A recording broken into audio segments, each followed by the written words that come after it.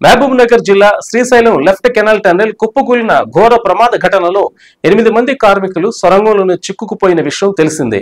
ఈ ఘటన జరిగి 48 గంటలు దాటినా ఇప్పటి వరకు సొరంగంలో చిక్కుకున్న వారి ఆచూకీ కోసం చేయని ప్రయత్నం లేదు.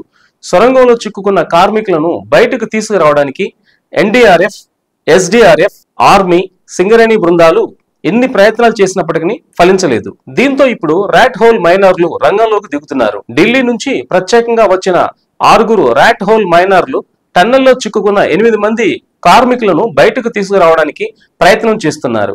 ఈ టీం 2023లో ఉత్తర కాశీ సొరంగ దుర్ఘటన జరిగినప్పుడు 27 రోజుల సుదీర్ఘ ప్రయత్నాల తర్వాత ఒకే ఒక్క రోజులో 41 మందిని బయటకు తీసుకొచ్చారు. ఇలాంటి అతి క్లిష్టమైన పరిస్థితుల్లో పనిచేయగలిగిన ర్యాట్ హోల్ మైనర్లను టన్నెల్లో చిక్కుకున్న వారిని కాపాడడం కోసం రంగంలోకి దింపారు.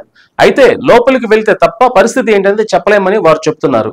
వీరు ఒక చిన్న రంధ్రాన్ని చేసి పక్క నుంచి తవ్వుకుంటూ లోపలికి వెళ్లి ఖచ్చితమైన దారి తెలుసుకున్న తర్వాత అదే రంధ్రాన్ని పెద్దది చేస్తూ బయటికి వచ్చేలా చేస్తారు. ఇది చాలా ప్రమాదకరమైన ఎక్స్పెరిమెంట్ కావడంతో దీన్ని నేషనల్ గ్రీన్ ట్రిబ్యునల్ నిషేధించింది. ఇందులో టీం సభ్యుల ప్రాణాలకు కూడా ప్రమాదం వాటిల్లే అవకాశం ఉంటుంది. అయితే కొన్ని రాష్ట్రాల్లో తప్పనిసరి పరిస్థితుల్లో ఈ విధానాన్ని అమలు చేస్తున్నారు. సొరంగంలోని మట్టి, రాళ్లు, నీటిని పరిశీలించి లోపలికి రంధ్రం చేసుకుంటూ వెళ్లగలరా లేదా అనేది ఈ టీం అంచనా వేస్తారు. ఏది ఏమైనా టన్నెల్లో చిక్కుకున్న వారిని బయటకు తీసుకురావడం కోసం రకరకాల ప్రయత్నాలు జరుగుతున్నాయి. టన్నెల్లో చిక్కుకున్న వారి కోసం అవిశ్రాంతంగా పనిచేస్తున్నారు అధికారులు. అలాగే మంత్రులు సహాయక చర్యలను ఎప్పటికప్పుడు పర్యవేక్షిస్తున్నారు. అయితే సొరంగంలో 8 మంది కార్మికులు చిక్కుకుపోయి 2 రోజులు దాటిన నేపథ్యంలో వారు సజీవంగా ఉండడం కష్టమే అన్న అభిప్రాయం వ్యక్తమవుతుంది.